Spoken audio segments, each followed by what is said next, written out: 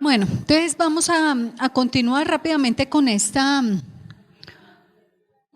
parte, a efectos de poder abordar la segunda parte sobre la acción judicial como correctora de esos problemas en el sector de la seguridad social en salud.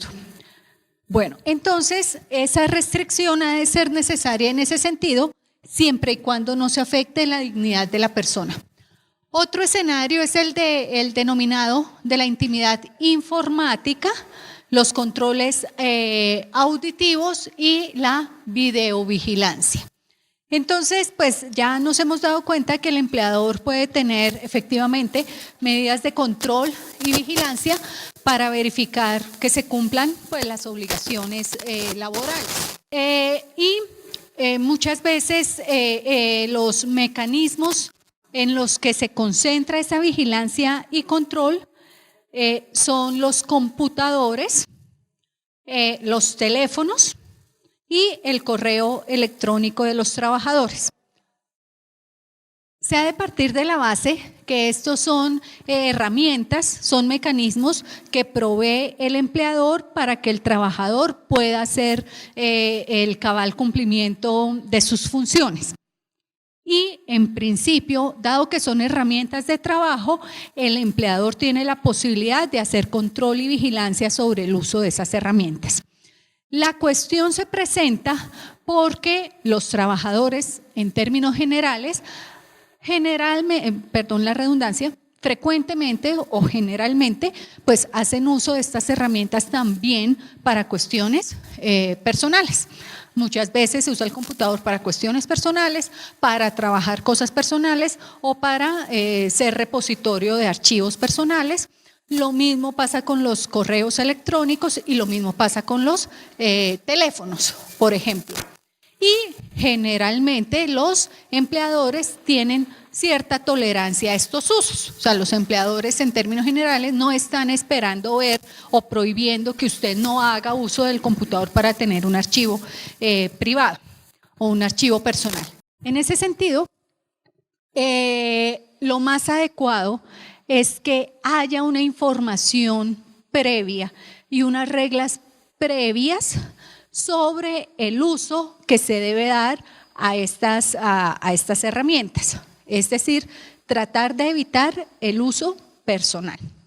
Y evidentemente se puede hacer por parte del empleador una regla previa y de conocimiento previo por parte del trabajador de que este tipo de usos no puede darse.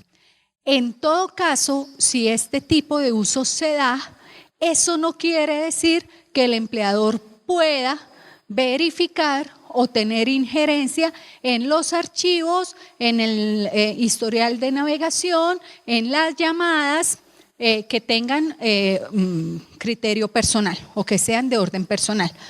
Como vamos a ver en uno de los casos que vamos a mirar ahorita, es posible que incluso el trabajador esté vulnerando alguna norma del reglamento de trabajo que le prohíbe hacer ese uso personal. Pero ese es un escenario. Y ese escenario no le autorizaría al empleador a tener injerencia en los contenidos, ¿sí? Podrá incluso llegar a generarse un incumplimiento, una posible falta disciplinaria, pero eso no lo autoriza a poder incorporarse, conocer o hacer uso de la información privada de los trabajadores. En todo caso, la garantía de la intimidad protege los archivos personales y los correos personales. Entonces vamos a ver ahorita en un caso de unas fotografías, ¿no? En el computador, cómo es que ese escenario se aplica en concreto. Otro, y por ejemplo el control de llamadas. Cuando el escenario es de llamadas, por ejemplo, en call center o digamos cuando la función de la entidad requiere como mecanismo principal la recepción y hacer llamadas, el empleador perfectamente puede hacer el control y vigilancia de la calidad de esa prestación, de ese servicio, de esa labor a través de muestras aleatorias, de muestras aleatorias y los trabajadores deben saber que aleatoriamente las distintas llamadas que atienden o que hacen, digamos cuando son call center o gestión de servicios por vía telefónica, deben estar avisados que se está haciendo el control de calidad aleatorio. Lo importante sería poder que el empleador pueda garantizar al trabajador teléfonos para poder realizar llamadas personales. Es decir, que haya una diferenciación material, que haya una diferenciación física entre el medio que debe usar para el trabajo y el medio que puede usar para llamadas personales. Y evidentemente los medios para llamadas personales pues tendrían esa garantía de intimidad y de no injerencia por parte del empleador en los contenidos. Por ejemplo, el control por cámaras de video. En términos generales, la regla que se ha manejado es que no pueden colocarse en áreas de descanso, en comedores, en vestuarios y en general en áreas donde no se cumpla la labor contratada. O sea, es una regla general. Donde no se cumpla la labor contratada y más cuando se trata de escenarios que son de actividades personales, de descanso, de alimentación, no pueden colocarse cámaras. Luego, las cámaras podrán utilizarse en escenarios de trabajo, en escenarios donde se desarrolle una labor contratada. En todos los casos, no. Igualmente, debe ser excepcional. Debe ser una excepción el hecho de que a mí me pongan una cámara para verificar la actividad que yo estoy haciendo. Entonces, nuevamente, necesidad, idoneidad y proporcionalidad. Generalmente se ubican en los escenarios donde mi trabajo puede generar problemas de seguridad. Por ejemplo, en los bancos.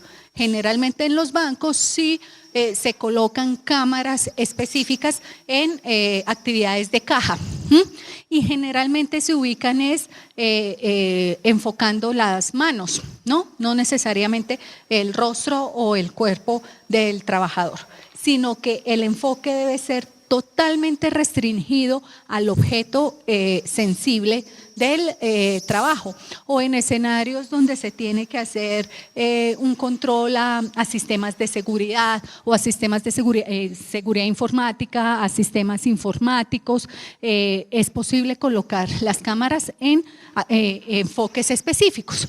Igualmente, la vigilancia puede hacerse de forma masiva e indiscriminada. O sea, se puede poner una cámara donde no solo se esté enfocando a un determinado trabajador, sino se enfoque en general, por ejemplo, un área de servicio, un área de Supercade, por dar un ejemplo, donde todas las personas están llegando, están saliendo y hay diversos trabajadores cumpliendo diversas funciones. Esas cámaras de orden indiscriminado o masivo es posible colocarlas. Pero siempre, pues, la idea es tener razones de seguridad justificadas. También es posible cuando hay razonables sospechas de hurto.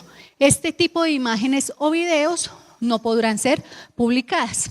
Es decir, hay una justificación para poner cámaras y específicamente en condiciones de cámara oculta, ¿sí? La regla general es que la cámara debe ser conocida por el trabajador.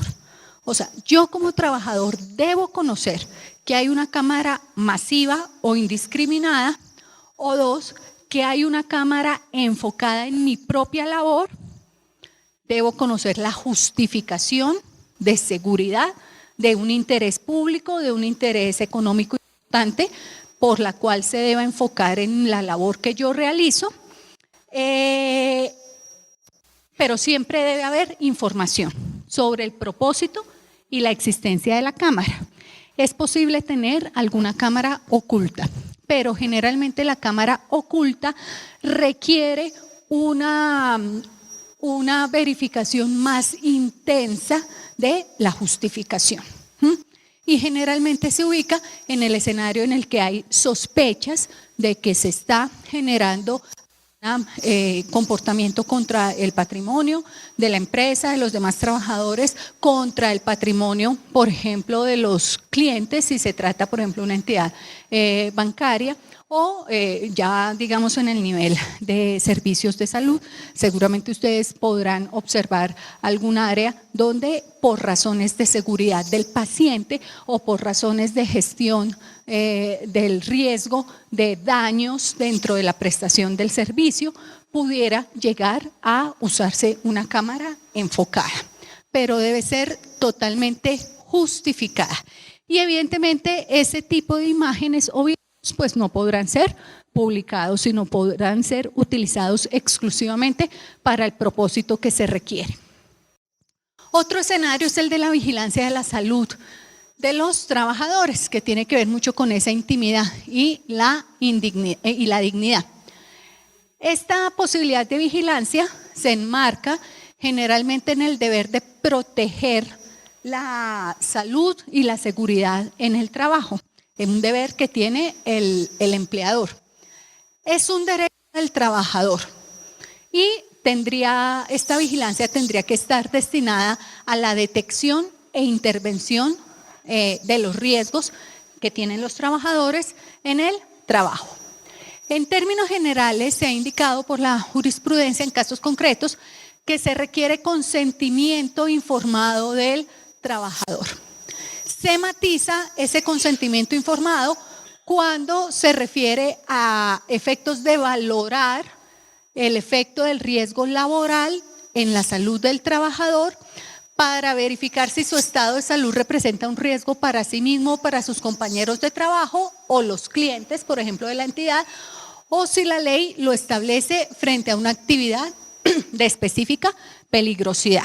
O sea, en términos generales, las acciones de vigilancia sobre la salud del trabajador deben ser conocidas por el trabajador de forma previa. Generalmente se tiene que hacer cuando se inicia la vinculación del trabajador. Y todo este tipo de vigilancia debe tener el consentimiento informado del trabajador. Es posible hacerlo sin el consentimiento del trabajador y en un momento vemos cuál es el efecto de ese no consentimiento. Puede hacerse sin el consentimiento del trabajador en esos escenarios, donde definitivamente yo como empleador debo verificar el efecto de un determinado riesgo laboral. Si mi responsabilidad, mi deber legal como empleador es generar medidas para mitigarle el riesgo laboral a usted como trabajador, debo tener la posibilidad de hacerlo, ¿sí? No podría o no sería posible que usted no lo permitiera, porque se está tratando de un derecho que usted tiene, pero además de una responsabilidad que yo tengo y que tendría que tener la posibilidad de hacerlo. O cuando se quiere verificar si el estado de salud de un trabajador representa un riesgo para los demás trabajadores o la ley lo establezca en forma específica. ¿Qué quiere decir que no hay necesidad del consentimiento informado? No quiere decir que yo puedo obligar al trabajador, o sea, lo voy a amarrar o le voy por unas medidas de coacción física, o lo hace o lo hace. No, el efecto no es que yo lo puedo amarrar, lo puedo obligar, lo puedo violentar, tengo que llamar a seguridad para que lo obligue a hacer determinada cosa. No, yo no puedo hacer eso. Lo que pasa es que se abre el escenario en virtud del cual la responsabilidad pasa a ser del trabajador por no permitir ese escenario de vigilancia. Y en la responsabilidad del trabajador, pues ya se manejará en el escenario de la extracción o la exclusión de la culpa patronal, dado el riesgo, primero, y dos, en la posibilidad incluso de que se configure una justa causa para dar por terminada la relación de trabajo, que está totalmente establecida en el Código Sustantivo del Trabajo, que usted como trabajador impida que se puedan realizar las labores legales y las labores establecidas para la gestión del riesgo laboral, ¿sí? O sea, no quiere decir que no requiero su consentimiento, entonces lo obligo. No, no requiero su consentimiento, pero entonces eso va a tener unas consecuencias de orden legal, en la cual la responsabilidad prácticamente se va a desplazar. La información médica recabada solo puede usarse a efectos de asegurar el correcto desempeño en el puesto de trabajo, jamás para discriminar o generar juicios de desvalor social. Por eso, al empleador solo le sería posible conocer las conclusiones de las pruebas médicas realizadas y solo en lo relativo a la aptitud del trabajador para desempeñar la labor contratada o a mejorar las medidas de protección y prevención, la gestión del riesgo laboral. Es decir, el empleador no puede exigir que, por ejemplo, el prestador de servicios de salud que realiza las pruebas le entregue toda la información, o sea, le entregue historia clínica, le entregue todos los documentos, todos los soportes de las pruebas. El empleador solo puede acceder a las conclusiones técnicas, a las conclusiones médicas relativas a la aptitud del trabajador para desempeñar el objeto del trabajo o lo necesario para tomar todas las medidas de protección y de prevención. Cualquier otra información médica que no sea útil, que no sea necesaria para esas circunstancias, no puede ser conocida por el empleador. Sería una vulneración a la intimidad del trabajador respecto a su información en salud, sobre todo cuando esa información pueda ser usada más para discriminar al trabajador en el escenario del trabajo o incluso para llegar a generar terminaciones de las vinculaciones porque determinado trabajador tiene alguna condición física o alguna patología que no tiene nada que ver con la aptitud para el trabajo o que no requiere una forma específica de promoción, de prevención o de gestión del riesgo laboral. Y mucho menos para ser usado, por ejemplo, en el escenario de la información de la empresa, de la institución, de los compañeros de trabajo sobre condiciones físicas o patológicas propias del trabajador.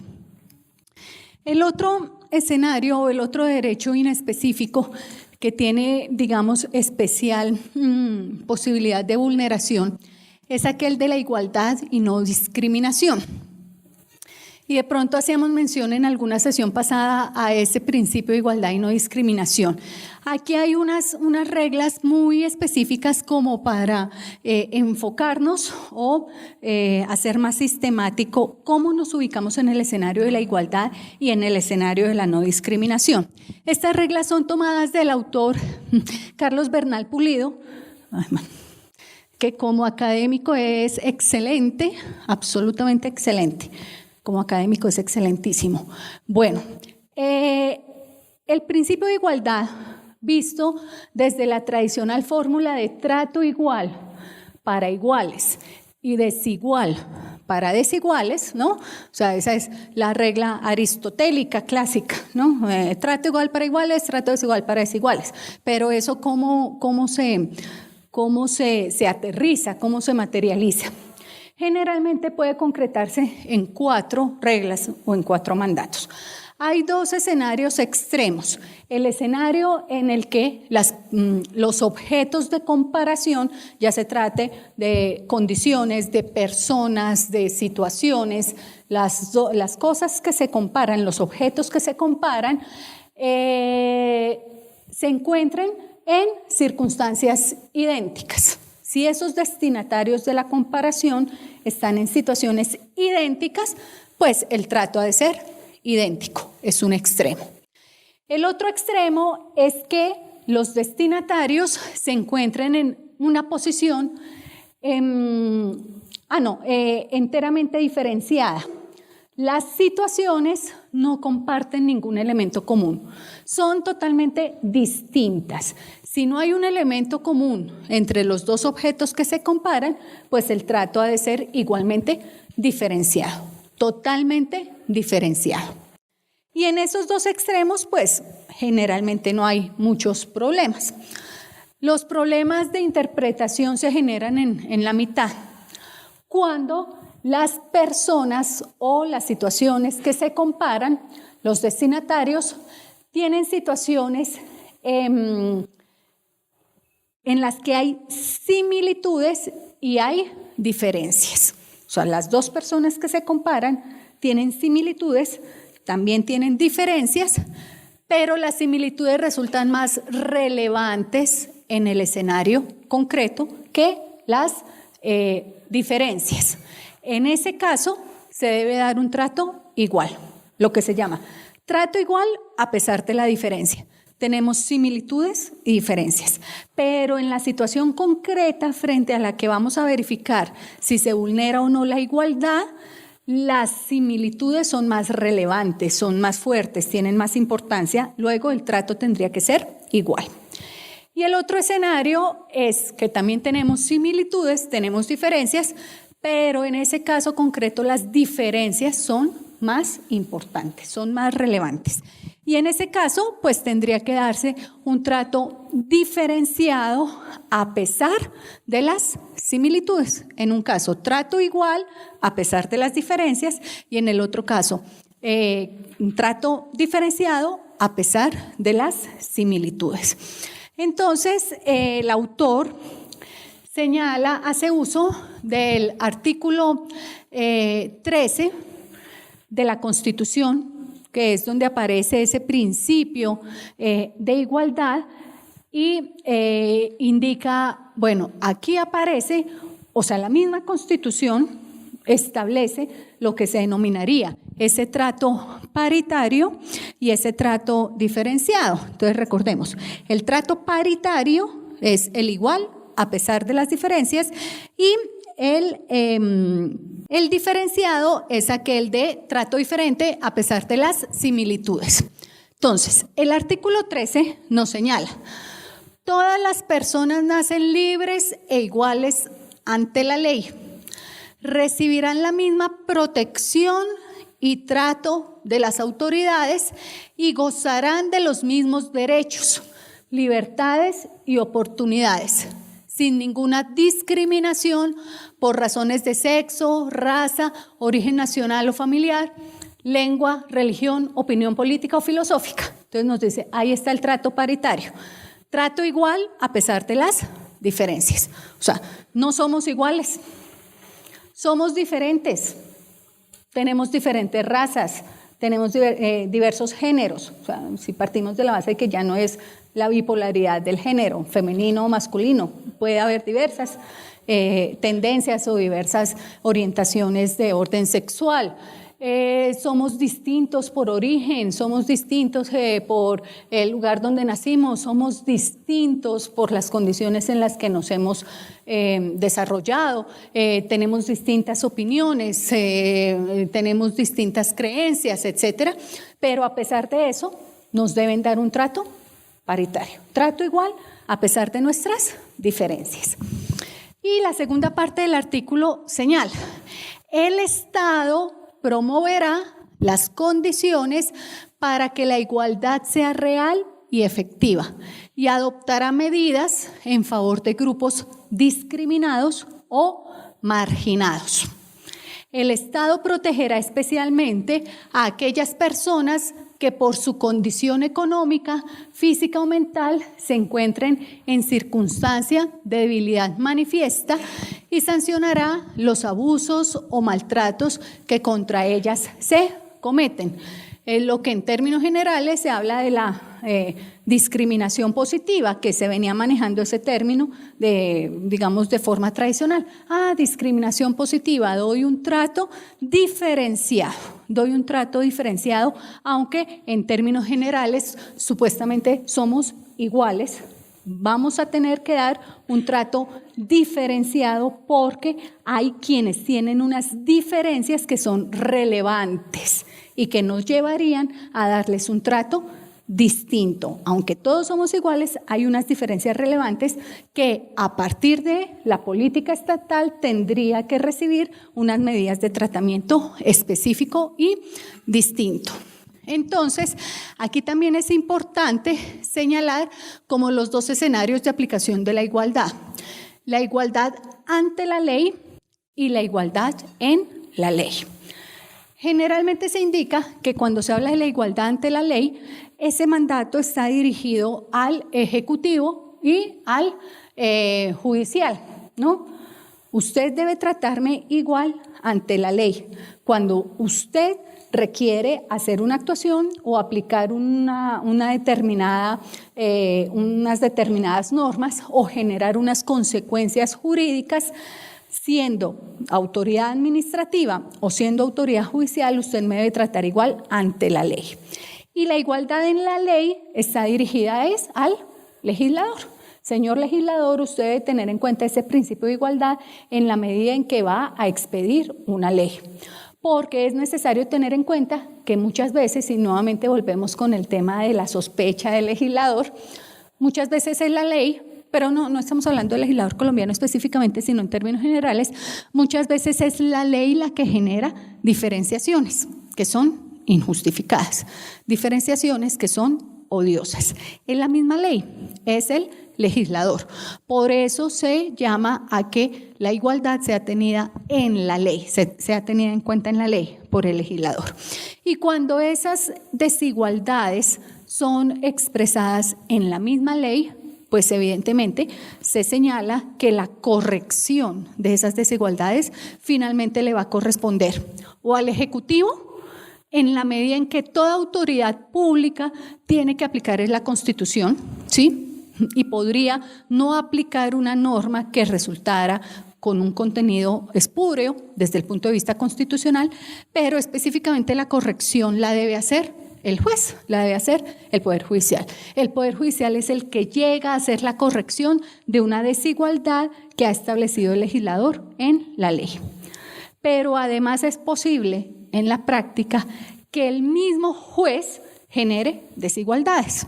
Es decir, el escenario de la desigualdad es un escenario donde puede haber vulnerabilidades, incluso en el Poder Legislativo y en el Poder Judicial. Y ese escenario de la discriminación positiva que se llama, o ese escenario del trato diferenciado, a pesar de las similitudes, por ejemplo, Robert Alexy lo señala como la igualdad de facto, ¿no? Robert Alexy dice, bueno, hay una igualdad de jure, igualdad de derecho, que me dice, todos somos iguales. En cuanto somos similares, todos debemos tener un trato igual. Pero él dice, hay una igualdad de facto que se expresa en una medida diferenciada, en un trato diferenciado frente a sectores tradicionalmente discriminados, ¿no? Entonces, por eso generalmente las constituciones dicen, ay, los sectores discriminados, ¿no? Las personas vulnerables, las personas en determinadas condiciones de discapacidad, las mujeres, determinados grupos étnicos, etcétera. Entonces, son grupos que tradicionalmente son discriminados y Alexy dice, ahí actúa lo que se denomina una igualdad de facto, más allá de la igualdad de derecho. Aquí hay unos ejemplos de unas sentencias donde se ven todas esas reglas de las que hemos hablado. Rápidamente, para no aburrirlos, les voy a dar rápidamente como la descripción de los temas.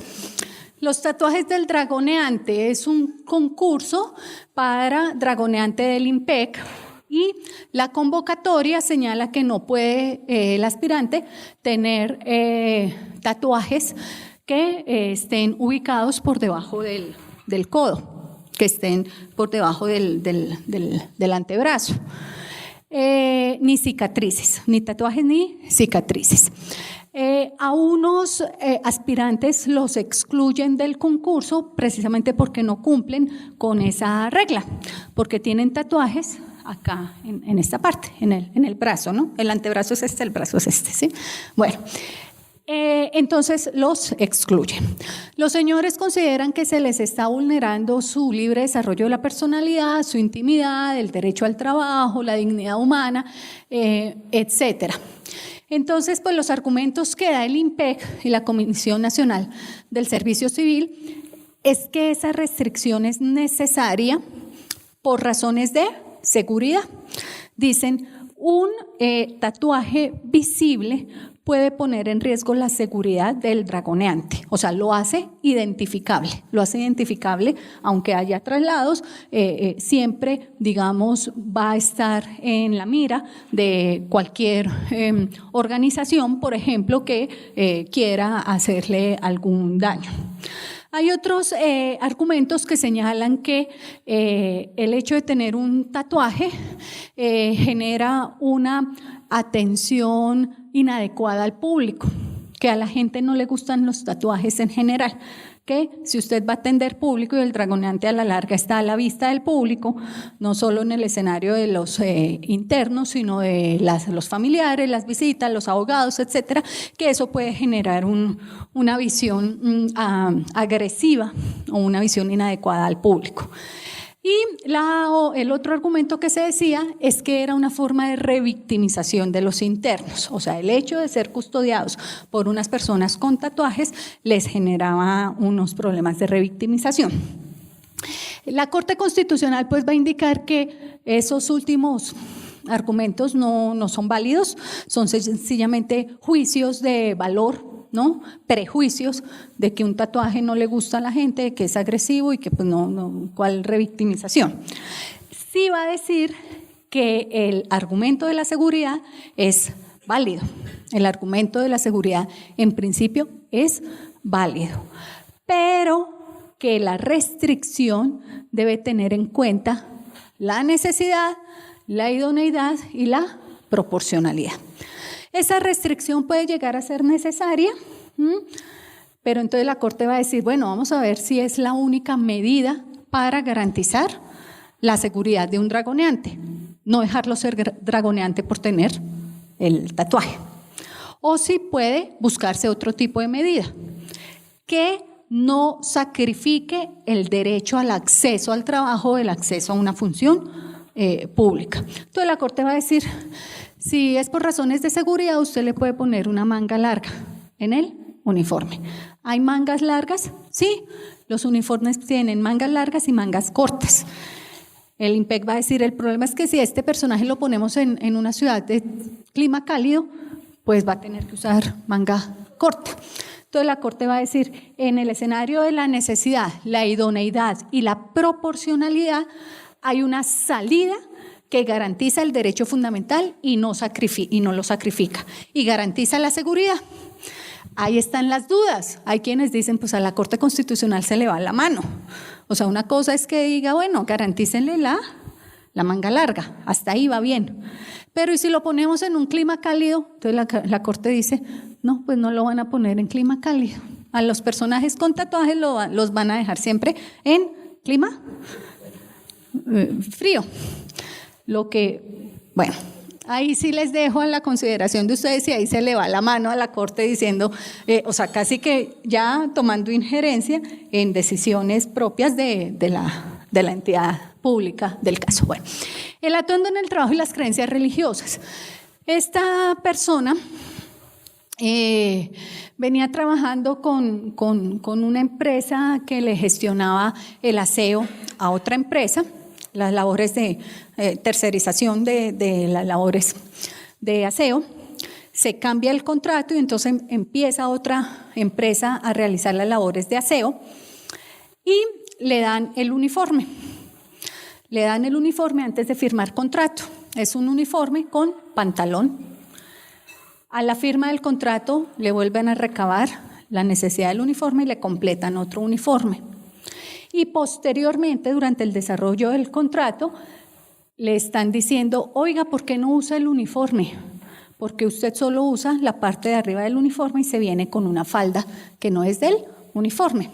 Y le hacían llamados de atención, la señora no explicaba por qué, le hacían llamados de atención, cosas en la hoja de vida, la señora nunca usaba el uniforme completo, era una falda.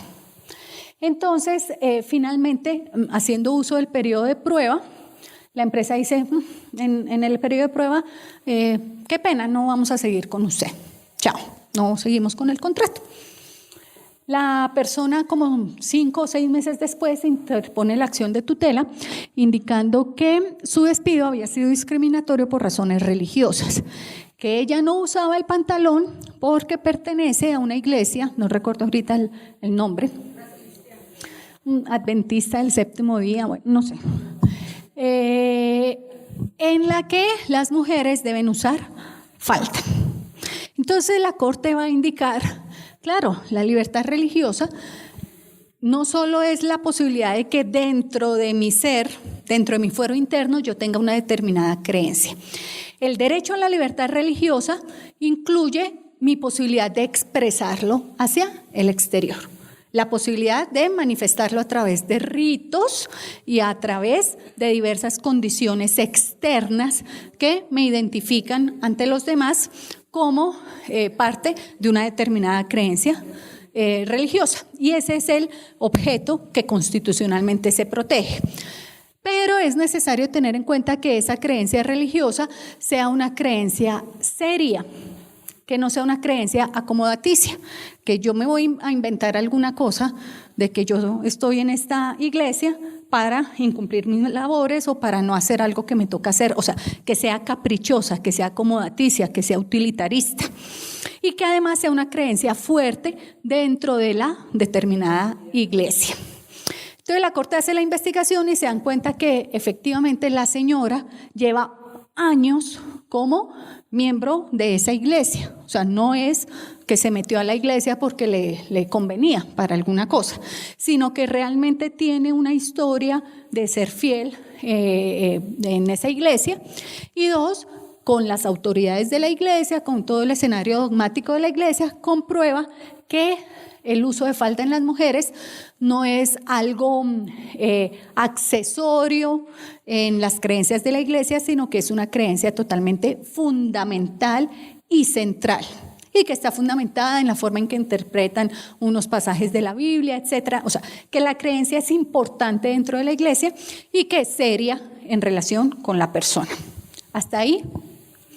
Pero entonces el pequeño detalle, yo no puedo decirle al otro que me está discriminando por mi creencia religiosa cuando nunca le dije cuál era mi creencia religiosa y en qué consistía y por qué no me ponía la falda.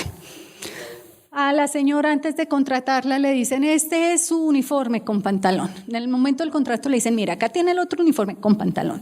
Durante el desarrollo del contrato, ¿por qué no usa el pantalón? Llamados de atención, memorandos, y la señora nunca dijo nada. Solo 6 meses después de su despido, aparece con una tutela diciendo que el despido había sido discriminatorio. Entonces la Corte va a decir, evidentemente la creencia debe externalizarse a efectos de que el otro pueda conocerla y yo pueda exigir el respeto de esa creencia. Luego no podría ser calificado como discriminatorio. El derecho a la libertad religiosa en día laborable. El señor hace parte de otra iglesia que no recuerdo, en la que no pueden trabajar el sábado, por creencia, el sabato. El señor es vendedor, es asistente de línea comercial en un almacén de amplias superficies y el señor empieza a dejar de ir los sábados. El señor pide permisos para no ir los sábados, pero su trabajo en día sábado es el día más necesario en este tipo de almacenes. Entonces la empresa dice, no, es que hay que trabajar los sábados. En su cargo específico tiene que trabajar los sábados. El señor empieza a pedir permisos, bueno, se los dan. Ya la empresa se cansa, no le voy a dar más permisos para que no venga el sábado. Entonces el señor empieza a decir, licencia no remunerada, no me paguen, tranquilos, no me paguen, pero no vengo los sábados. El señor empieza a decir, vengo los domingos, así sea el único personaje de mi cargo que venga los domingos, o me quedo un turno toda la noche. O sea, organícenme la jornada de trabajo para que yo pueda no venir el sábado. Concertemos esas condiciones. La empresa se niega y pues finalmente lo despide. En ese escenario, pues la Corte va a decir que la empresa sí tenía posibilidades de concertar las condiciones de trabajo y que en el escenario de la posibilidad de concertar las jornadas, las formas, las condiciones de tiempo, modo y lugar para prestar el servicio, la empresa sí podía haber hecho como unos ciclos de turnos. Pues la Corte Constitucional pidió el número de trabajadores, quiénes hacían tales actividades, cuáles eran los picos de ventas, etcétera, y se dio cuenta que desde el punto de vista organizativo de la ingeniería industrial sí era posible haberle hecho unos ajustes a las jornadas, por lo menos tratando de que no fueran todos los sábados o reduciendo al mínimo el número de sábados en los que tuviera que ir. Y entonces en ese escenario la Corte señala que el despido vulneró el ejercicio de una determinada creencia. Sí, él sí comunicó, era la diferencia con el anterior. Él sí comunicó que era por efectos de la creencia. Igual, la Corte hace el mismo estudio de que la creencia sea seria en el trabajador y que sea importante dentro de la iglesia. Las fotografías y el consentimiento sobre el uso de la propia imagen. Es una mujer... me salté el beso. Ahí está. Fue a propósito porque sabía que iban a decir el beso. Beso en el banco y las medidas de seguridad. Era un señor del área de sistemas del Banco Popular, ingeniero de sistemas que tenía a su cargo el sistema central de seguridad, un sistema importantísimo de seguridad. O sea, lo que él hiciera generaba un riesgo financiero para el banco, para la economía, era una labor muy sensible y evidentemente tenía cámara su sitio de trabajo, cámara conocida previamente, establecida en el contrato, las razones honestas, totalmente justificadas, usted está siendo filmado por su labor. De un momento a otro, a la hora del almuerzo, al mediodía, la camarita es tapada con una caja de cartón. Y entonces la empresa, este señor, ¿por qué está tapando la cámara? Entonces le mandan a los guardias de seguridad que quite la caja de cartón. Sigue poniendo la caja de cartón. Entonces ya le mandan memorandos, sigue poniendo la caja de cartón. Lo amenazan de que lo van a despedir. Bueno, acuden a toda la parte disciplinaria posible. Miren el poder del beso. El señor sigue poniendo la caja de cartón. Entonces ya el banco dice, no, este señor está haciendo algún delito, o sea, está haciendo alguna embarrada, algo ilegal nos va a afectar, eso sospecha justificada. O sea, no era algo sorpresivo, le habían dicho, le habían hecho de todo y el señor seguía.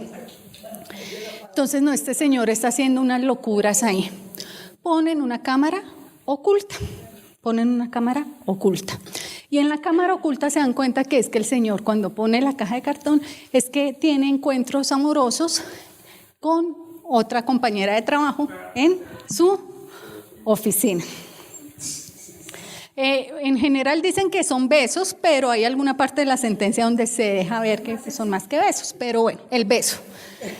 El banco lo despide y el banco incurre en un error, creo, diciendo que una de las causas del despido es un acto inmoral, que esos son actos inmorales.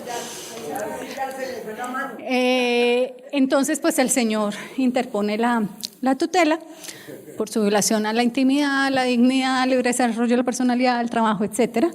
Y entonces la Corte va a señalar que primero, porque él dice que cómo le ponen una cámara oculta, que ahí le violaron la intimidad al no avisarle que había la cámara oculta. Evidentemente la Corte, en esa sentencia, la T-768, hace toda la explicación del derecho a la intimidad en el trabajo, porque no es el mismo alcance de mi intimidad en mi casa o en la calle, ¿sí? Sino en el escenario del trabajo, los diferentes escenarios, por qué el trabajo tiene un interés público en el que la intimidad tiene que ceder, etcétera. Y indica, no, a usted no le violaron la intimidad porque precisamente, pues es que había unas sospechas terribles, o sea, no fue algo sorpresivo ni caprichoso, o sea, después de tanto usted seguía tapando la cámara, eso solo lo justificaba una gran estafa, miren que no. Entonces, el banco tenía total justificación de ponerle una cámara oculta para poder salir de la sospecha porque tenía la obligación de salvaguardar ese interés público. El señor dice que eso es un acto, que ¿por qué lo califican de inmoral? Si un beso no necesariamente es inmoral. Ahí la Corte no decidió nada, creo que debió haber tomado cartas en el asunto porque realmente el escenario de la inmoralidad pues es algo muy relativo, ¿sí? Entonces, lo que la Corte dice es, para próximas ocasiones, Banco Popular en su reglamento interno de trabajo ponga cuáles son los actos inmorales por los cuales usted va a votar a las personas, para que la gente sepa que si hace esto, esto, esto y esto, no lo vuelva a hacer. Pero en el caso concreto del señor no dijo nada. Finalmente la Corte, digamos, le saca un poquito el cuerpo al asunto, dice que a la larga este es un escenario que debe ser conocido por la justicia ordinaria, que vaya al juez del trabajo para verificar si sí hubo una justa causa, si le violaron el debido proceso, pero que eso no es tema del derecho fundamental, que el derecho fundamental a la intimidad no se lo vulneraron y que hasta ahí llegaba la Corte. En otros casos sí se ha metido, en este no. Bueno, pero digamos el punto es ese. Las fotografías y el consentimiento sobre el uso de la propia imagen. Una muchacha la contrata una empresa de masajes y le toma unas fotos como haciendo masajes para la publicidad de la empresa. Las fotos las suben en las redes sociales, en la página web de la empresa, etcétera. Pero resulta que ya en las fotos de las redes sociales, de la página web, la empresa ya no aparece como una empresa de masajes, sino lo que sugiere es que es un establecimiento de servicios sexuales. Y entonces la pelada aparece en las fotos. De hecho, después de que empieza a ser masajista, ya el jefe le empieza a decir que qué vaina, pero que hay que complementar los servicios porque a veces hay clientes que quieren pasar a otro nivel de servicio. Esa es la razón por la que la pelada renuncia. Ella dice, no, yo vengo acá de masajista, pero pues no voy a ejercer otra función. Al renunciar, ella dice, y háganme el favor, me bajan las fotos mías de todas las redes sociales, de la página web, porque es que a mí ya me está afectando, porque mi familia se ha dado cuenta, mis amigos de Facebook, en todo lado ya me están diciendo de todo, me están desvalorando, me están estigmatizando, retiren por favor las fotos. El establecimiento dice, no, pues qué pena, pero usted firmó una autorización para las fotos, mire, acá está, que se le iban a tomar unas fotos y que las fotos iban dirigidas a la publicidad. Mire, ¿esta es su firma o no? Sí, esa es mi firma, pero es que yo pensé que era pues para un trabajo de masajista y la imagen que están dando es otra. Y entonces la empresa dice, nosotros ya incurrimos en no sé qué cuántas millones en esas redes sociales, en esas cosas publicitarias, pues si usted nos paga la plata que hemos invertido en eso y que vamos a perder por quitarle sus fotos, bien, bueno. Entonces, evidentemente, la Corte va a decir que la firmita, yo como trabajador en ningún momento puedo ceder o renunciar mis derechos fundamentales para absolutamente nada. Yo podré firmar con sangre lo que sea, pero no puedo renunciar a mis derechos fundamentales. Y que en ese escenario de las imágenes dentro del trabajo, las autorizaciones no pueden ser generales. Yo autorizo las fotos para la publicidad de la empresa. Debe decir la autorización qué actividades se van a fotografiar, cuál es la imagen en específico, cuáles van a ser las condiciones de la foto y para qué se va a utilizar específicamente. Fotografías personales en los computadores. Esto es por allá en una asociación de pensionados en Cartagena. La secretaria de esta asociación tenía su computador portátil, o sea, el computador portátil asignado por la empresa, y allí tenía unas carpetas de unas fotos privadas. Dentro de esas fotos privadas aparecían unas fotos donde ella aparecía desnuda en su cama, desnuda en diversas poses en la cama. Resulta que llega el abogado de la asociación, su merced me presta el computador que tengo que hacer un memorial, la señora le presta el computador y el señor abogado resulta husmeando las carpetas de la señora y se encuentra con las fotos donde ella está en diversas posiciones desnuda en su cama. Y el señor no tiene ningún empacho de coger las fotos, llevarlas donde la directora de la asociación. La directora de la asociación no tiene ningún empacho de llamar a la junta directiva, mostrar las fotos, porque seguramente la tenía acá, entonces vio la oportunidad. Sí, es que no se explica de otra manera. Entonces, llevo las fotos ante la junta y aquí queda totalmente justificado que esta señora se vaya y me la quito de encima. Y entonces, antes de despedirla, le dice: señora, renuncie voluntariamente. Ya le mostré las fotos a la junta directiva y si usted no renuncia, se la muestro a su familia. La señora dice: no, yo no voy a renunciar, yo ahí tenía esas fotos. Y bueno, la señora pues obviamente dice: son unas fotos que me toma mi hija cuando estoy dormida. Bueno, en fin. Pero bueno, ese no es el punto. Ese no es el punto. Y la señora resulta mostrándole las fotos a los papás de la muchacha. Se va hasta la casa de los papás y le muestra las fotos. Bueno. Entonces, bueno, ¿qué va a decir la corte? O sea, el caso tiene unas cosas de caricatura terribles, o sea, que ya se caen de su propio peso. Pero ¿qué va a decir la corte específicamente sobre los archivos privados? La asociación sí tenía en el reglamento interno de trabajo que el computador no podía usarse para tener fotos o documentos privados. Entonces, la corte va a decir: sí, la pelada la embarró, seguramente incumplió una prohibición expresa, previa y justificada. Pero lo que ustedes le tenían que hacer era un proceso disciplinario, una sanción, un llamado de atención, quite eso.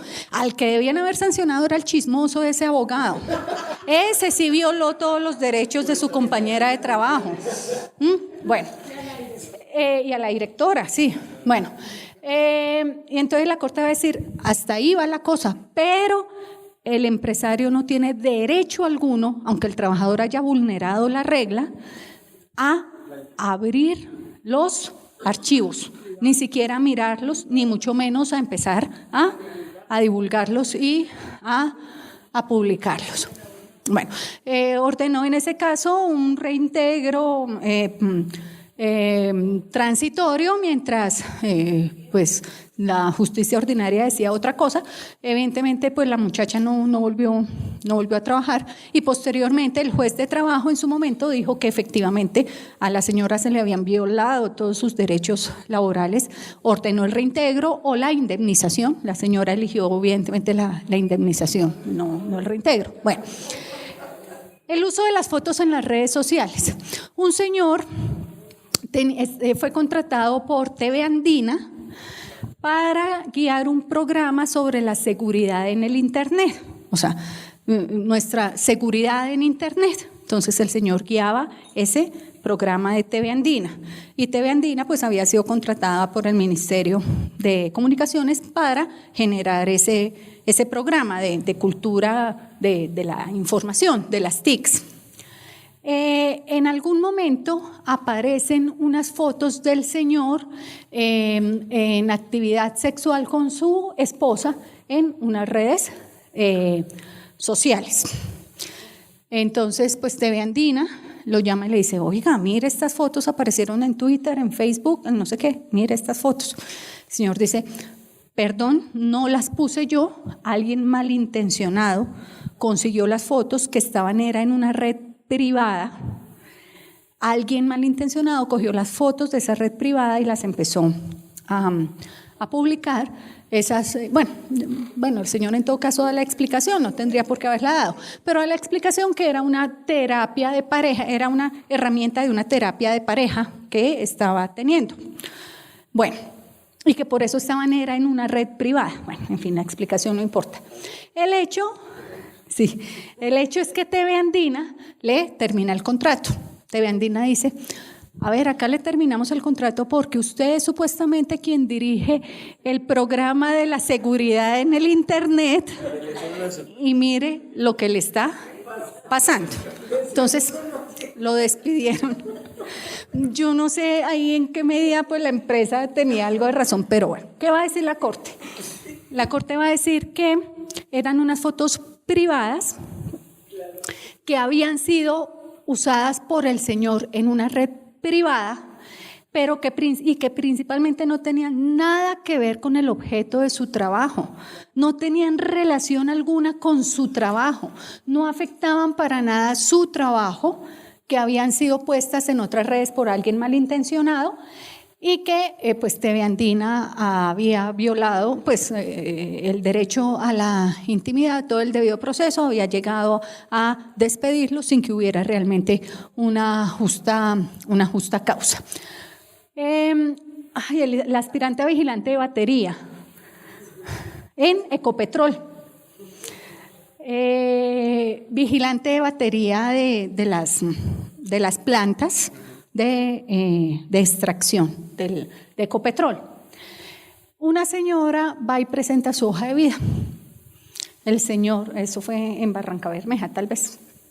Entonces en la oficinita el señor le dice, qué pena señora, para ese cargo no recibimos hojas de vida de mujeres. Tenga su hoja de vida, acá solo se reciben hojas de vida de hombres, porque es un trabajo de vigilancia de unas plantas y además se tienen que hacer trabajos de fuerza física, o sea, digamos, no recibimos mujeres para ese cargo. Y mire el avisito, no se reciben hojas de vida de mujeres. La señora pone la tutela y evidentemente la Corte Constitucional va a decir que es una violación flagrante, es una discriminación por género, por estereotipo de género, que la empresa no puede partir de la base que por el simple hecho de ser mujer se está inhabilitado para realizar ciertas actividades, que lo que le correspondería a la empresa era aceptar las aspirantes mujeres y evidentemente en el escenario de las pruebas, desde un punto de vista técnico, absolutamente objetivo, pues podría llegar a elegir incluso una mujer, si llegado el caso era la persona más idónea, o si elegía un hombre porque finalmente se iba a cumplir con todo el escenario de la prueba, pero que no puede partirse de una exclusión en ese sentido. Identidad de género y estereotipos en la ropa de trabajo. Es una persona que trabaja en unos almacenes de panadería, pero no es la panadería del barrio, sino una amplia empresa de pan. Ella es una mujer, siempre usa pantalón porque su identidad sexual es masculina, aunque físicamente es mujer. Ella desde hace muchos años se identifica como hombre, se viste como hombre, se peina como hombre, actúa en general como hombre y además en ese momento ya estaba en el proceso de todo el escenario médico para el cambio de sexo. La empresa le dice, de aquí en adelante el uniforme es falda. Este es uniforme, al contrario, este es falda, lo que tú decías, es falda. Disculpen, yo me pongo la chaqueta, la camisa porque me la puedo disimular, pero no me hagan poner falda. Yo me siento ridículo usando falda. O sea, esa no soy yo, ese no soy yo. Yo visto como un hombre porque mi identidad es masculina. Si ustedes me ponen falda, me siento absolutamente, eso va contra mi dignidad. Que se tiene que poner falda porque usted es una mujer, ¿no? Que siempre me han reconocido como hombre. Su cédula es de mujer todavía y usted usa el uniforme de mujer. Claro, el señor pone, la señora, que se estaba ya convirtiendo en señor definitivamente, pone la tutela y evidentemente la Corte va a decir que son estereotipos. Porque si yo aparezco en la cédula como mujer, me tienen que hacer poner falda. Yo puedo usar pantalón o puedo usar falda, independientemente de mi género. Y entonces, pues señala que el despido que se hizo en ese caso fue un despido discriminatorio. Y la persona también solicitó que le hicieran un traslado a otra ciudad, porque ya la iban a operar, que le hicieran un traslado a otra ciudad donde nadie conociera su identidad anterior, que ella quería empezar a trabajar, o él quería ya empezar a trabajar, identificado totalmente como hombre en un nuevo escenario de trabajo donde nadie conociera su historia anterior. Y entonces la Corte Constitucional accede a eso, a que la empresa además lo ubique después de la operación en una ciudad diferente. Bueno, y esta ya es de constitucionalidad, provisiona a las mujeres para trabajar en labores insalubres, inseguras, nocturnas o que requieran grandes esfuerzos o en trabajo subterráneo. Esa era una parte del artículo 242 del Código Sustantivo del Trabajo de 1950, que decía que todas las mujeres, sin importar su edad, tenían prohibido trabajar en labores insalubres, inseguras, nocturnas, que requirieran un trabajo, un esfuerzo físico o en trabajo subterráneo.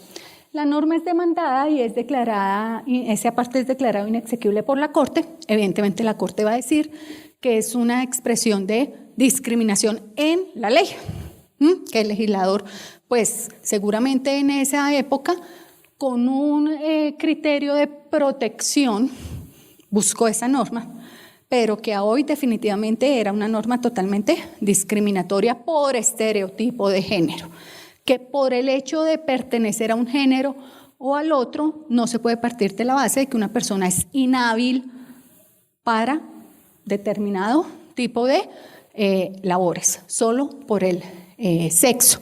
Que ese tipo de normas genera una discriminación rampante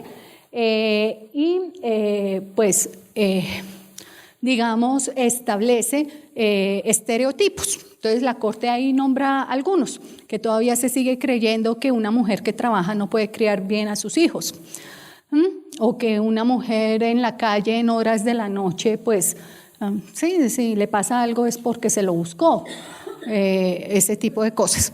Incluso yo les quería... Hay un documento sobre los retos respecto a la discriminación de la mujer en el trabajo de la OIT, que salió ahora en mayo, creo que fue en mayo de 2019, y hay algunos estereotipos que se recuerdan. Por ejemplo, el escenario del cuidado, ¿no? La población inactiva en América Latina, pero mucho más gravemente en Colombia, la población inactiva es aquella parte de la población económicamente en edad de trabajar que no busca trabajo. O sea, la población económicamente activa es población en edad de trabajar que está trabajando o está en búsqueda de trabajo. La inactiva es la población en edad de trabajar que no busca trabajo porque o estudia o porque se dedica a las labores del hogar o porque le parece que trabajar es aburrido o sencillamente no quiere trabajar. Esa población inactiva es mucho más alta en las mujeres. ¿Y por qué razón se encuentra que es mucho más alta que en los hombres? Es principalmente por las razones de las tareas de cuidado. Las mujeres siguen teniendo como responsabilidad exclusiva las labores de cuidado. y específicamente el cuidado no remunerado, que es la mayor parte de la actividad de cuidado. Excepcionalmente es remunerado.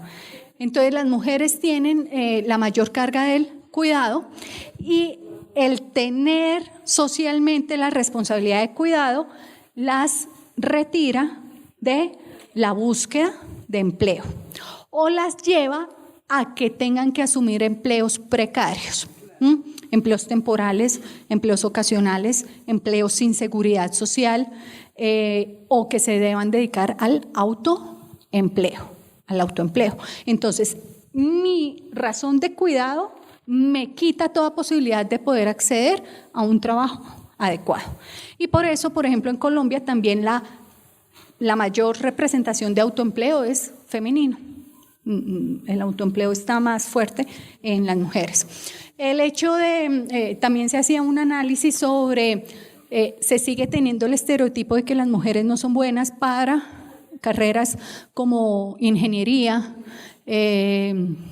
carreras científicas, técnicas, y desde la educación secundaria se les indica eso, que ustedes deben dedicarse a escenarios de humanidades, de ciencias sociales, de enfermería, de este tipo de profesiones. Y todavía eso se ve reflejado en la segregación laboral en el mercado de trabajo. No sé si haya la posibilidad de que filosóficamente y jurídicamente, también políticamente, se piense que la mujer en edad productiva, desde el punto de vista laboral, que no sale a buscar trabajo, ¿no será que si se queda en el hogar atendiendo a los hijos, atendiendo el hogar, está trabajando? Claro, es que es trabajo no remunerado. Es que la cuestión del cuidado, la cuestión del el principal problema del autocuidado es que es trabajo, pero no remunerado. O sea, las mujeres cuidadoras o los hombres cuidadores trabajan y efectivamente generan un valor agregado en la economía en general, pero es un trabajo no remunerado, sin ninguna protección social, sin ninguna protección de la seguridad social, sin ninguna posibilidad de un retiro económicamente seguro en la vejez, sin posibilidad de acceder a salud, a no ser que sea por el régimen subsidiado, etcétera. Es eso, es que las labores de cuidado en general son labores no remuneradas. Y en muchas partes, o sea, en los países de Europa hay un mayor avance, pero tampoco es que no sea un punto que sea pacífico y que la gente esté bien, no, o sea, ese escenario del cuidado todavía sigue siendo, por ejemplo, hacen un experimento en el que mandan currículums a empresas, lo hacen, es un experimento deliberado, mandan hojas de vida de hombres y de mujeres con iguales calidades en formación, en experiencia, todas las exigencias objetivas son exactamente iguales para el trabajo en el que se hace la convocatoria. Y en el 70% de los casos, los llamados a una entrevista o a las pruebas son los hombres. O sea, sin razón objetiva alguna. Bueno, entonces toda esa parte de los estereotipos es una cuestión complicada. Bueno, supuestamente tenemos la segunda parte. Vamos hasta la 1, ¿cierto? Pues es que era lo de la... Era lo de los derechos fundamentales en el trabajo, espero no haberlos aburrido tanto. Pero hay otra parte que es lo de la acción judicial, o sea, la tutela en el sistema de salud. Entonces, yo sé que ustedes ya han tenido clases con magistrados auxiliares de la Corte Constitucional, sé que han hablado del derecho fundamental a la salud, de la acción de tutela.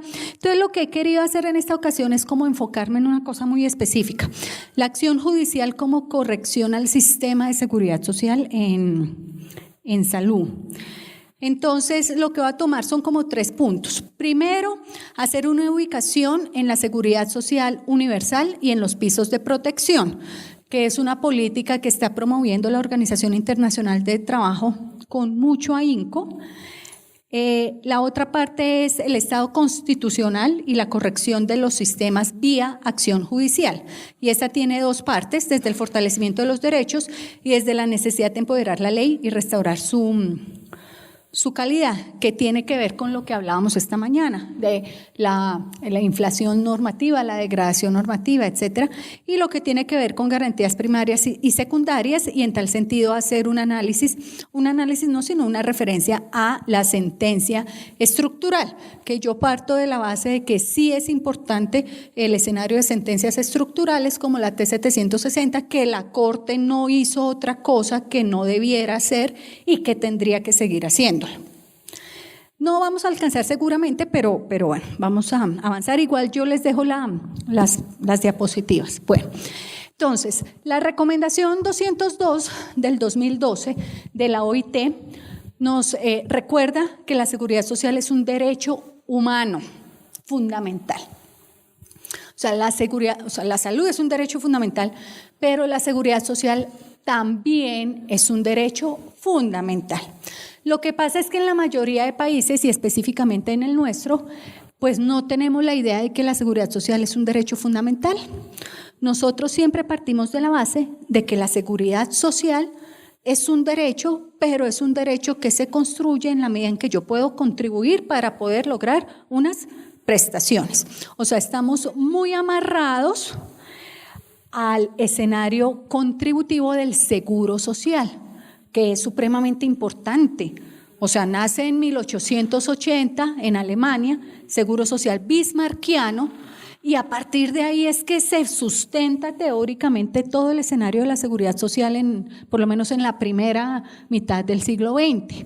Pero, pues, eso se fundamenta en la cotización, en la contribución. Usted cotiza, usted tiene prestación de seguridad social. Posteriormente, pues el escenario de los sistemas de salud como servicio público, general, universal, que asume desde la década del 40 Inglaterra con el sistema Beveridge y que comienza a extenderse, pues hace que por lo menos en los estados de bienestar europeos la salud sea asumida como un servicio público universal dirigido a todo el mundo, ¿sí? Sin necesidad de contribuir directamente para esa prestación. En nuestros países de América Latina no, seguimos amarrados al esquema de que para la salud también usted debe contribuir, porque generalmente ubicamos la prestación de salud como prestación de la seguridad social. Salvo ya cuando tenemos la salud como derecho fundamental y entonces, no, pues qué contribución. O sea, todos somos acreedores de un derecho fundamental a la salud universal en condiciones de igualdad. Pero en todo caso, nuestro sistema sigue manejando el escenario de la contribución. Si usted contribuye, listo, pero como es un derecho fundamental universal, vamos a ver el que no puede contribuir, cómo le cubrimos. Pero se sigue centrado en esa idea del seguro, de la relación contributiva. Entonces, la OIT dice, bueno, eso hay que empezar a romperlo, o sea, no podemos seguir diciendo que la seguridad social es un derecho al cual solo tengo acceso si he contribuido y que yo tengo derecho a mi pensión y a la seguridad económica en la vejez solo en la medida en que contribuí. Si no contribuí, voy a ser un anciano, una persona adulta mayor sin seguridad económica en la vejez. Entonces, la OIT dice, bueno, hay que manejar unos pisos de protección social y esos pisos de protección social deben tener 2 objetivos primordiales. Uno, garantizar la seguridad básica del ingreso para todas las personas en todas las etapas de la vida.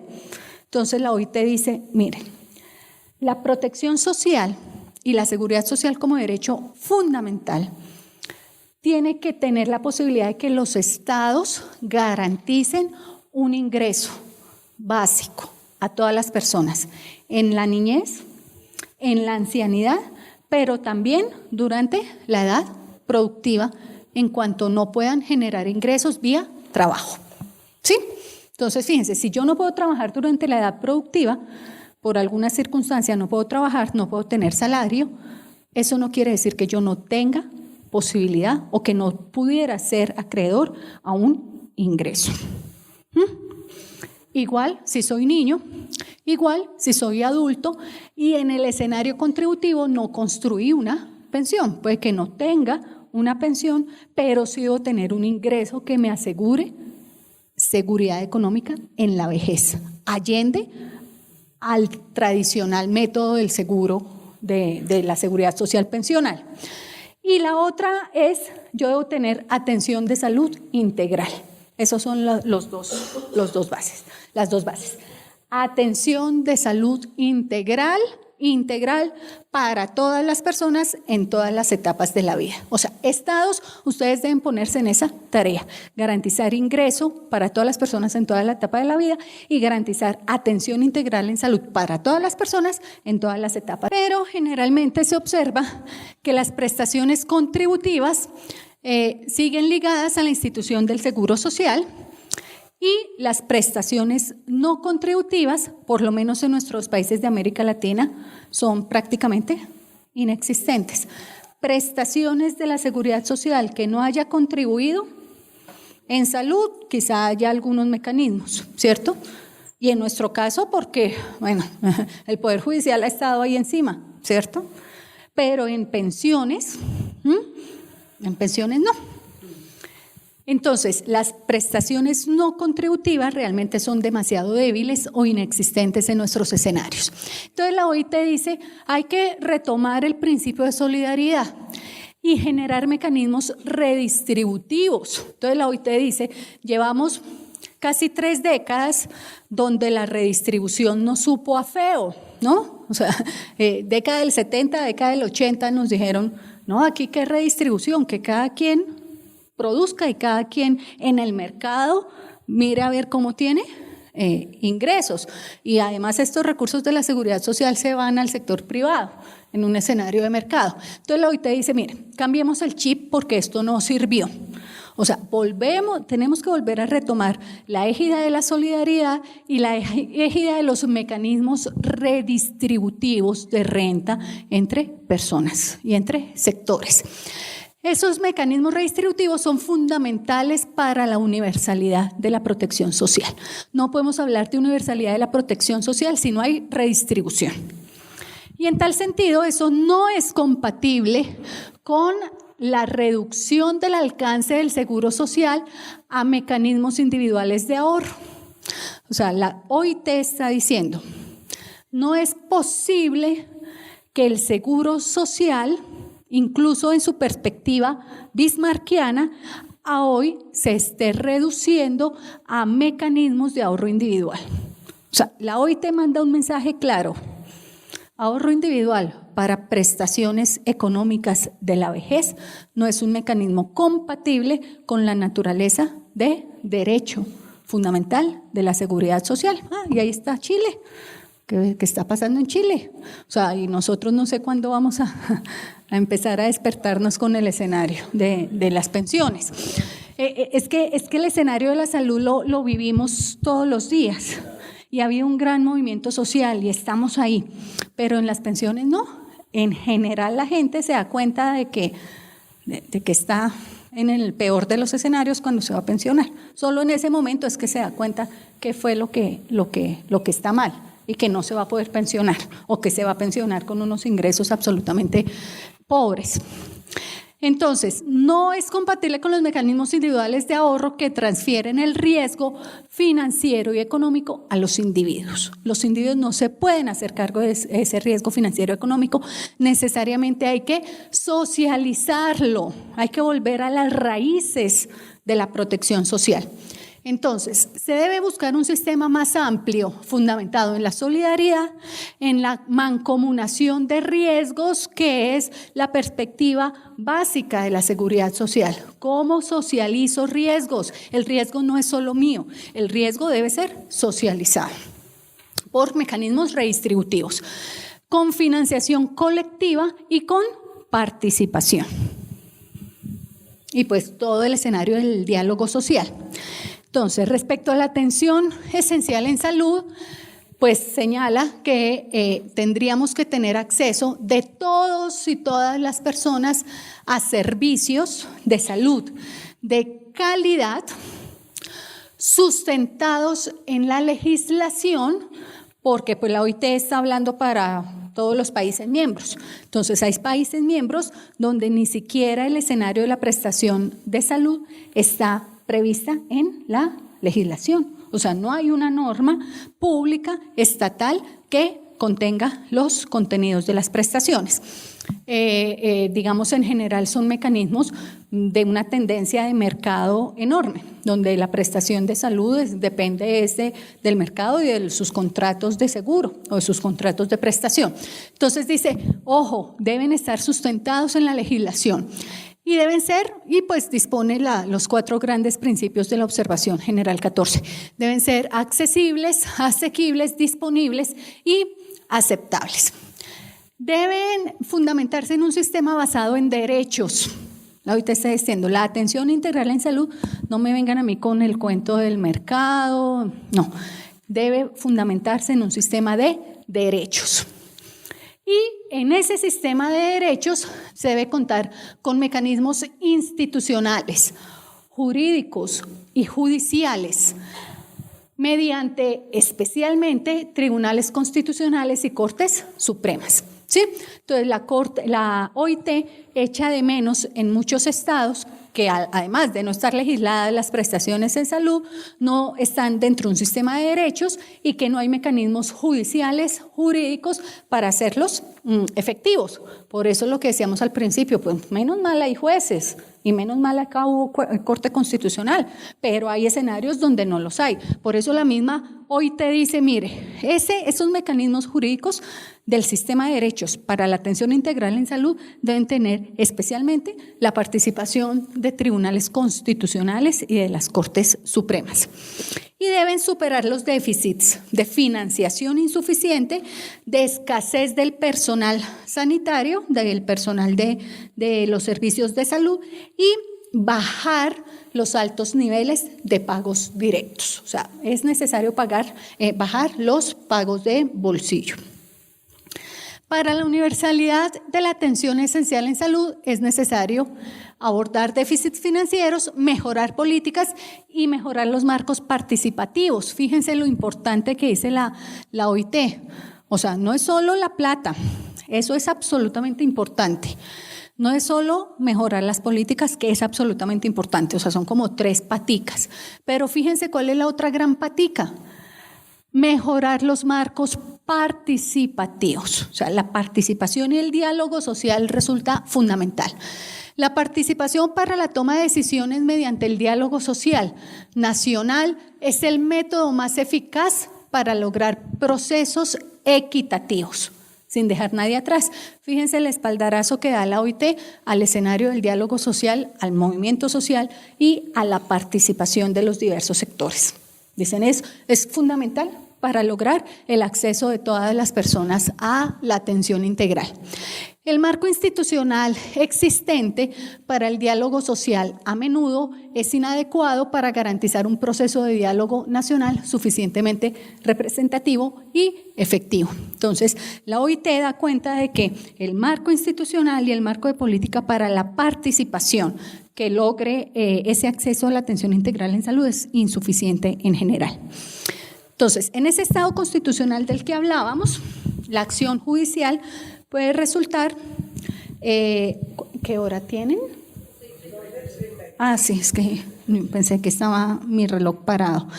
Estado constitucional, no es porque esté aburrida, sino que lo miré hace poquito, entonces solo han pasado unos minutos. Estado constitución, entonces, la acción judicial es una corrección del sistema dentro de ese estado constitucional. Y lo vamos a abordar desde 2 puntos de vista, desde el fortalecimiento de los derechos y desde la necesidad de empoderar la ley y restaurar su calidad. ¿Por qué tomé esas 2 vías? Porque son 2 vías que trabajan los 2 autores que les mencioné al inicio, Jacques Chevalier y Luigi Ferrajoli.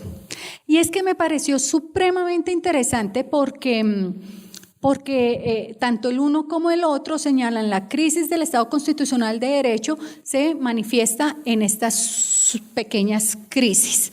Y si uno toma eso, se da cuenta que en el sistema de salud el sistema de salud colombiano está incorporado, casa perfectamente en esas subcrisis que ellos señalan. Entonces, para el efecto es bueno que recordemos, seguramente va a ser muy rápido porque ustedes seguramente ya lo vieron. Si vamos a hablar de este enfoque de derechos y del fortalecimiento de los derechos, pues debemos recordar qué es eso del derecho a la salud. Ustedes seguramente ya lo vieron, no voy a profundizar en eso. Hablamos de un derecho a la salud. Hay países que hablan del derecho a la protección de la salud.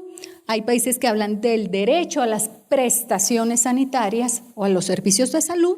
Entonces, fíjense, derecho a la salud, protección de la salud, prestaciones de salud, e incluso hay unas perspectivas, como ustedes conocen, de la Organización Mundial de la Salud, de varios instrumentos internacionales que nos llevan al escenario del derecho al mejor estado de bienestar físico, psíquico, social, espiritual.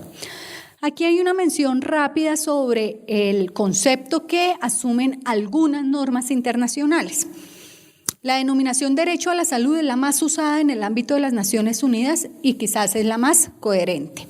Entonces, por ejemplo, el PIDESC, que ya habíamos referido antes, la Convención Americana de los Derechos del Hombre y el protocolo adicional a la Convención Americana señalan que la salud debe darse en condiciones de igualdad y sin ninguna discriminación. La Constitución de la OMS y la Conferencia de Alma Ata señala que es fundamental en cuanto es esencial para todo ser humano por su sola condición de tal. O sea, no hay que mirar si usted cotiza o no cotiza, si usted es trabajador o no trabaja, si usted es trabajador dependiente o independiente, si usted hace o no hace, es para todas las personas por su sola condición de tal. Bueno, acá hay unos escenarios del concepto de derecho a la salud. Yo sé que esto ustedes lo conocen, igual les voy a dejar la diapositiva, mejor avanzamos un poquito.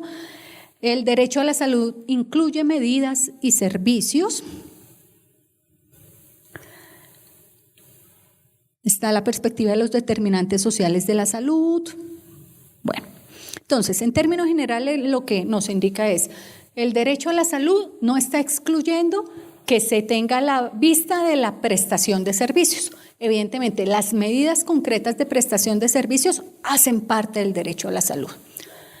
Los determinantes sociales de la salud, evidentemente, son una perspectiva que nos integra el derecho a la salud. El derecho a la salud, evidentemente, integra las condiciones de un nivel de vida adecuado para lograr un estado de salud en lo más alto posible. Evidentemente, es toda la atención en todo el ciclo salud, enfermedad, no solo el no estar enfermo, no solo la asistencia frente a la patología, sino evidentemente promoción de la salud, prevención de la enfermedad, tratamiento o diagnóstico, tratamiento, rehabilitación o paliación, en el sentido en que lo estableció la ley estatutaria. Bueno, en eso no vamos a profundizar porque ustedes lo han trabajado bastante. Entonces, desde la óptica del fortalecimiento de los derechos, los autores señalan generalmente en estos estados constitucionales se integran normas internacionales a los ordenamientos nacionales, que era lo que veíamos al principio. Entonces, son normas internacionales de derechos humanos que en el caso colombiano, en la medida que son ratificadas, pueden ser prevalentes, como ya hemos visto. Hay principios y derechos fundamentales cuyo contenido de alcance es definido por el Tribunal Constitucional.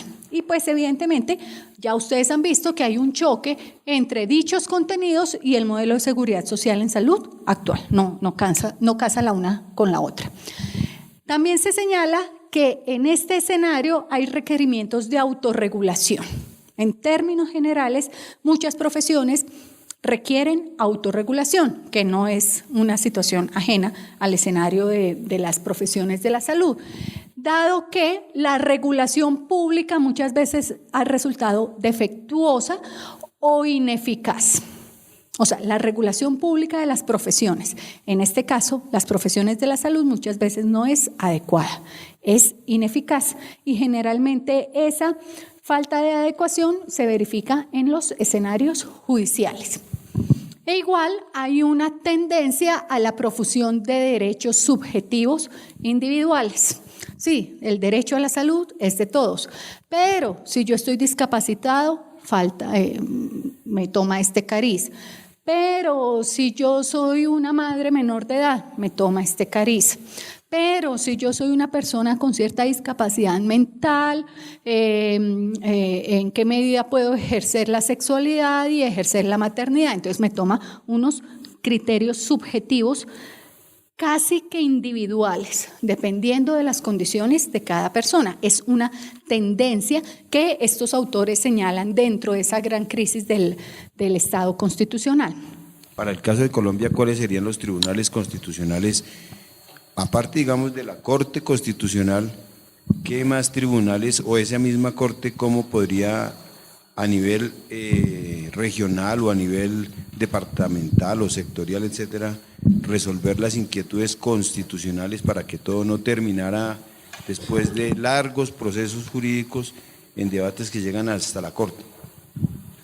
Bueno, en el esquema actual tenemos la Corte Constitucional y en el esquema constitucional hay un control concentrado constitucional a cargo de la Corte. Control concentrado de la normativa legal y un control concentrado en la definición del alcance de los derechos fundamentales a través de la vía de la revisión de las decisiones de tutelas.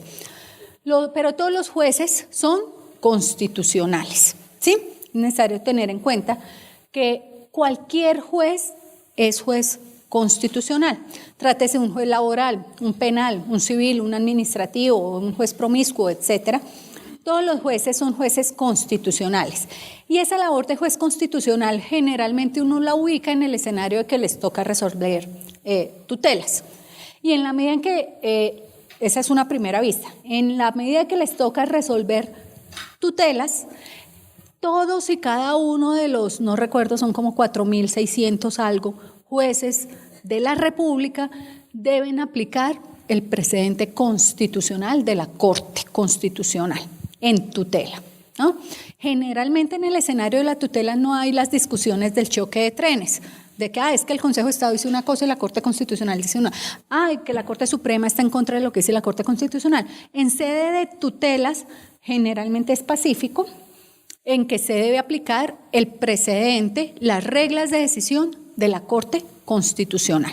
Otra cosa es que los jueces no las aplican, o porque tienen criterios distintos, algunos tienen criterios distintos, o sencillamente no conocen el precedente, o sencillamente no conocen la técnica de precedente, o sea, no saben cómo usar las decisiones de la Corte Constitucional para decidir casos concretos en la misma vía de la Corte Constitucional. Generalmente es eso.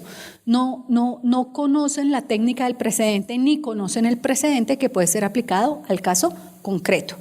Evidentemente, desde el punto de vista jurídico, un juez podría separarse del precedente, pero para que un juez se pueda separar del precedente, tiene una alta exigencia argumentativa. En indicar que el caso no es el mismo, que las condiciones jurídicas del caso han cambiado porque las fuentes han cambiado, bueno, una serie de argumentación. Entonces, todos los jueces son constitucionales y uno siempre lo mira a través de la tutela, que son jueces de tutela, pero son jueces constitucionales en cualquier caso y es ahí donde el juez a veces tiene una doble personalidad, ¿no? Porque cuando actúa como juez laboral o como actúa como juez civil o penal en procesos, llamémoslo genéricamente, ordinarios, se les olvida que son jueces constitucionales.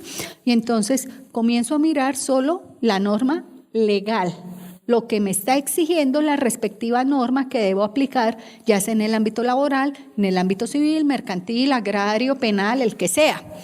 Y entonces ahí me dicen, bueno, ¿cuál es el precedente que usted debe aplicar? Y entonces el juez dice, el precedente es el de la sala de casación laboral. o el presidente es el de la Sala de Casación Civil, o el presidente es el del Consejo de Estado, si soy juez administrativo. Pero es que constitucionalmente la Corte Constitucional dijo otra cosa y usted debe aplicar la Constitución por encima de cualquier otra cosa. Entonces el juez me va a decir, perdón, pero yo aplico el precedente de la Sala Penal de la Corte Suprema de Justicia porque no ve que mi decisión va a ser estudiada por el tribunal y va a llegar a casación a la sala. Yo debo seguir el precedente de del tribunal cierre de mi jurisdicción. Y es ahí donde se presentan muchas veces los choques de trenes.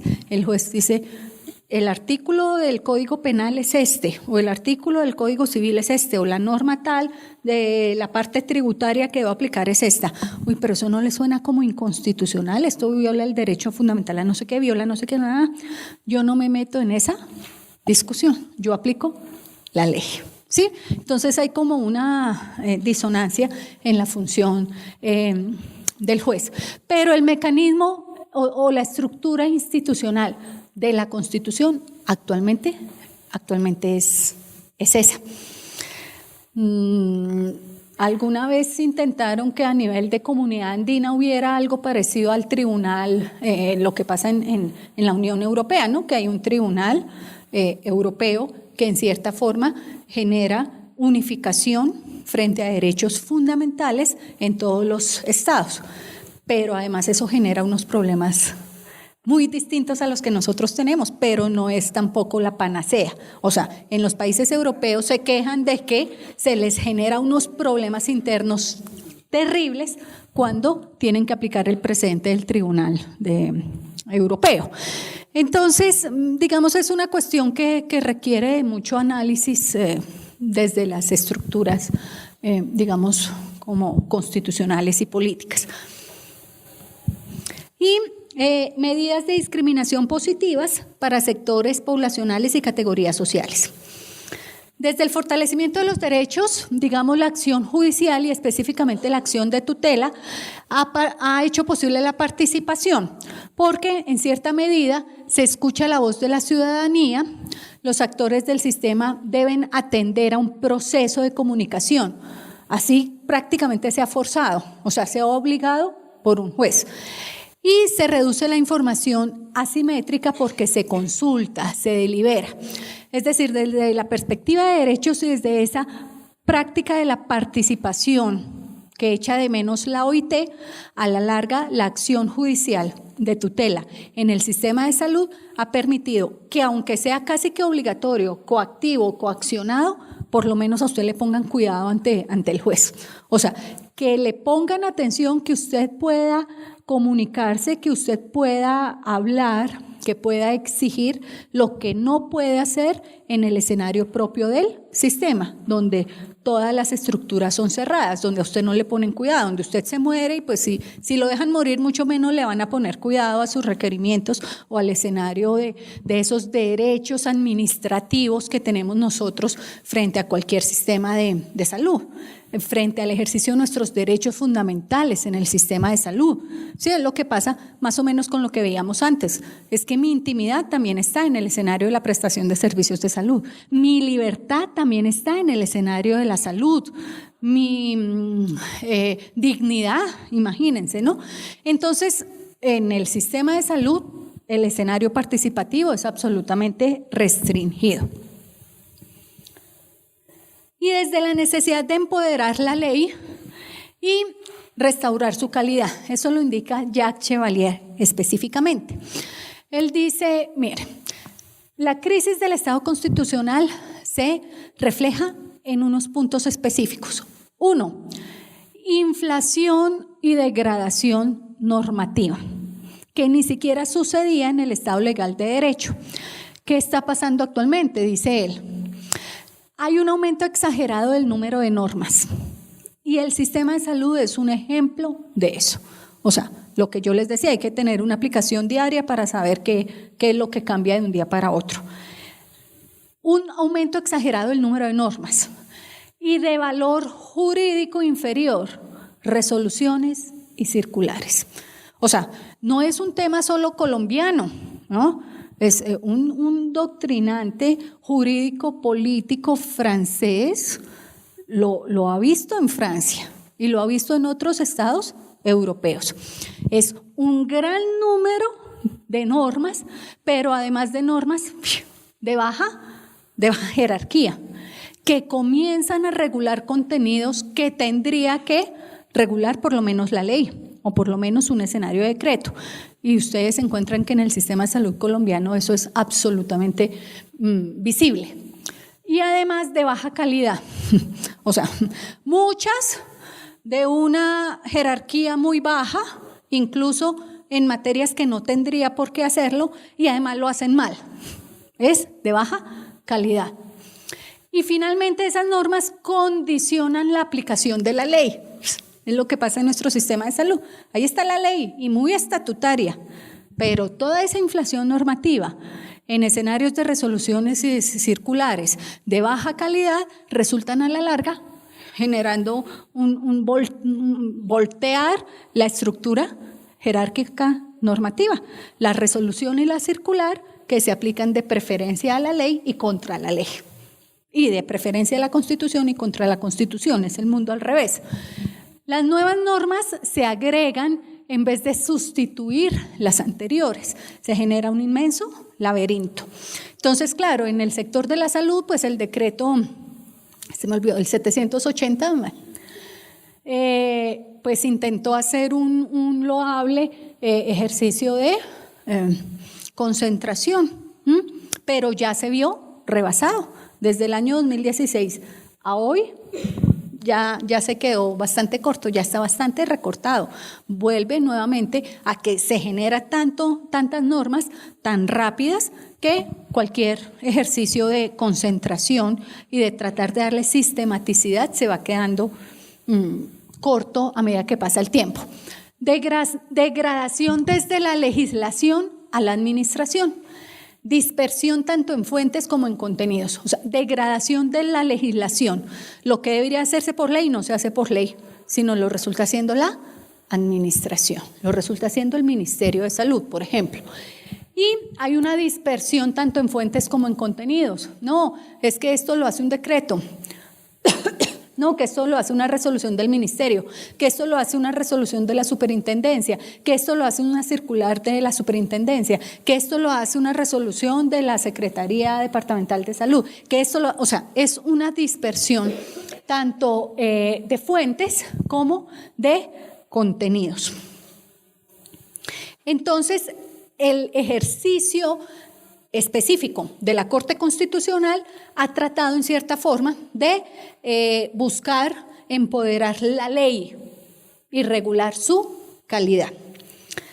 Desde esa necesidad de empoderar la ley y restaurar su calidad, vemos, y lo dicen para otros estados, pero es aplicable a nuestro estado colombiano, el Tribunal Constitucional impone adoptar disposiciones precisas, sin ambigüedades, para evitar que haya interpretación contraria a la Constitución o arbitrariedades. Y si ustedes observan la jurisprudencia, las sentencias principales de la Corte Constitucional para el sistema de salud, muchas veces se va en eso. Oiga, ministerio, oigan, autoridades, regulen bien, sin ambigüedades, sin oscuridades, ¿no? Y pues especialmente la sentencia estructural. También busca un planteamiento metódico, la norma como producto apoyado por instrumentos de análisis más complejos, asimismo el recurso a expertos. Esto lo hace la Corte Constitucional y lo hizo específicamente en la T-760. Miren, planteamiento metódico de la norma. Oiga, ministerio, no saque una norma porque sí. Dígame cuáles son los criterios técnicos, en qué estudios se está fundamentando, qué expertos se está consultando, cuáles son las cifras, cuál es además su planteamiento de cronograma. O sea, es la Corte, es el Tribunal Constitucional.